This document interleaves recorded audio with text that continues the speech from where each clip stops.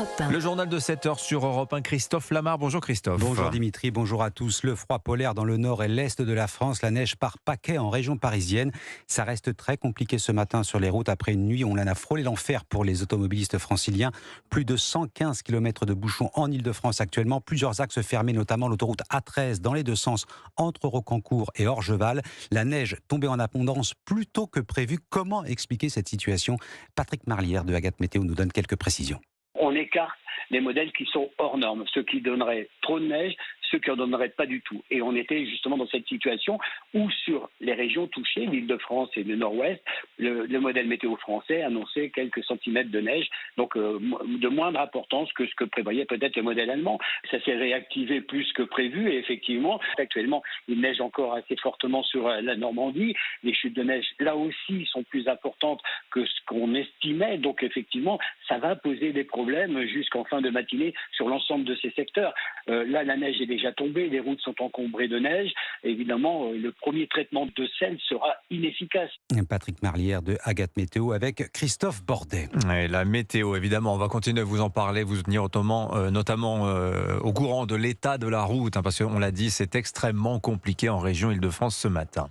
Les cartons sont faits, le bureau rangé, Matignon attend de connaître le nom du successeur d'Elisabeth Borne. La lettre de démission de la Première ministre est parvenue hier soir à l'Élysée, départ acté quelques heures plus tôt au cours d'un tête-à-tête avec Emmanuel Macron. Le chef de l'État tentait de nommer l'actuel ministre de l'Éducation, Gabriel Attal, pour lui succéder, mais cette hypothèse ne semble pas ravir tout le monde. Jacques Serret, pourquoi cette nomination tarde-t-elle autant ?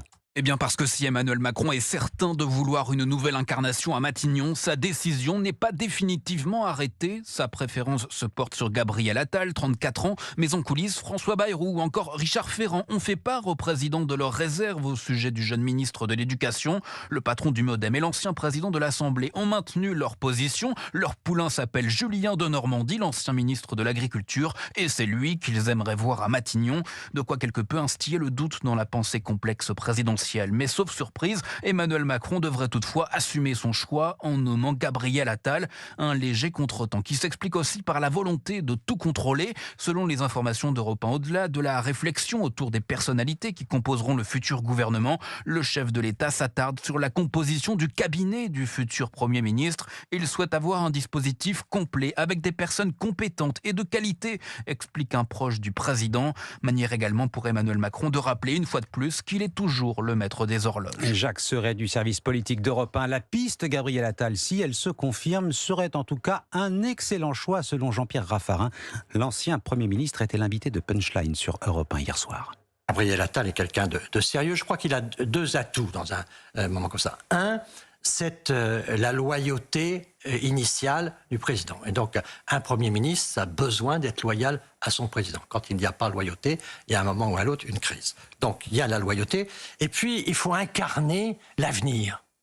Parce que nous sommes dans une situation absurde, de mon point de vue, c'est que le président ne peut pas se représenter. Donc, le président n'est plus un chef de guerre. Et donc, ces partisans, ils ont besoin d'un leader. Ils ont besoin qu'on dise, nous avons un avenir. Et nos idées et notre pratique ont un avenir. Et mettre le plus jeune, souvent le plus talentueux, c'est pas de ce point de vue-là absurde. Donc, une incarnation d'un côté, au fond, une sorte de talent et de loyauté, je pense que tout ça fait que c'est quelqu'un d'important. Mais c'est le président qui choisit. Je sais qu'il y a d'autres noms qui sont très compétents aussi. L'ancien Premier ministre Jean-Pierre Raffarin, invité de Punchline sur Europe 1 hier soir. Alors la nomination du nouveau chef du gouvernement pourrait intervenir dans la matinée. Une seule certitude à ce stade, Elisabeth Borne n'ira pas dans le Pas-de-Calais où elle était attendue ce matin. Le département confronté aux conséquences des inondations, 2 crues centenales en moins de 2 mois. L'eau se retire mais le froid polaire a pris la place. Les routes gorgées d'eau se fissurent sous l'effet du gel. Les canalisations menacent de céder. Les habitants sont désemparés et appellent à l'aide comme à Blandec, commune particulièrement touchée. Reportage du correspondant d'Europe 1 dans la région, Lionel Gougelot.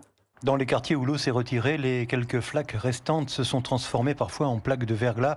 Et sur la terrasse de Geoffrey, le gel a déjà fait des dégâts. J'ai des carrelages de cassé là-bas, au niveau de la terrasse. Comme l'eau stagnante en dessous au gel, ça va tout faire sauter. David, lui, n'a pas encore pu regagner sa maison inondée.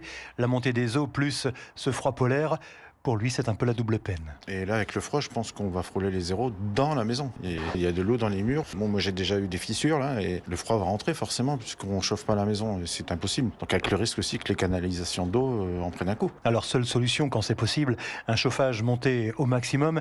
Mais c'est désormais pour sa facture d'énergie que Sébastien craint le pire. En espérant que les assureurs prendront en charge ce dépassement pour l'électricité, parce que sinon ça va encore exploser. C'est encore l'administré qui a été sinistré qui va devoir payer. Aujourd'hui, il fera jusqu'à moins 6 degrés dans le département, des températures qui ne feront qu'accentuer le calvaire des sinistrés. À Blandec, Lionel Gougelot, Europe 1. Et quel avenir pour la loi immigration ? On le saura le 25 janvier, date retenue par le Conseil constitutionnel pour rendre sa décision. Annonce de son président Laurent Fabius hier soir à l'occasion des vœux de l'institution au chef de l'État. Et puis la disparition d'une légende du foot allemand, Franz Beckenbauer, décédé hier soir à l'âge de 78 ans. Et rongé par la maladie, Kaiser Franz, comme on le surnommait, a fini par céder. Lui, le libéraux réputé infranchissable, n'aura pas surmonté ce dernier obstacle. Beckenbauer a tout gagné, champion du monde avec la RFA en tant que joueur et sélectionneur, 2 fois Ballon d'Or européen. Une icône pour Michel Platini, l'ancien numéro 10 s'est confié en exclusivité à Europe 1 et Jacques Vendroux. J'ai 40 ans de souvenirs avec Franz Beckenbauer. J'ai les souvenirs des années 70 où il était l'un des tout meilleurs joueurs du monde. Et puis j'ai les souvenirs de 40 ans puisqu'on a fait pratiquement les mêmes métiers toute notre vie.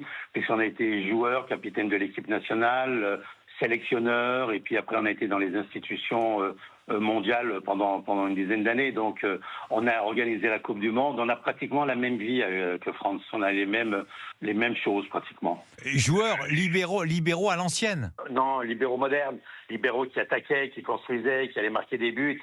C'est la grande star du football allemand. Il a fait l'histoire du football allemand. C'est formidable, merveilleux. Un vrai monsieur nous a quittés et un monsieur qui restera longtemps dans l'histoire du football mondial. L'hommage de Michel Platini à Franz Beckenbauer, disparu hier soir à l'âge de 78 ans. Merci Christophe Lamar, c'était votre journal. 7h08 sur Europe 1. Tiens,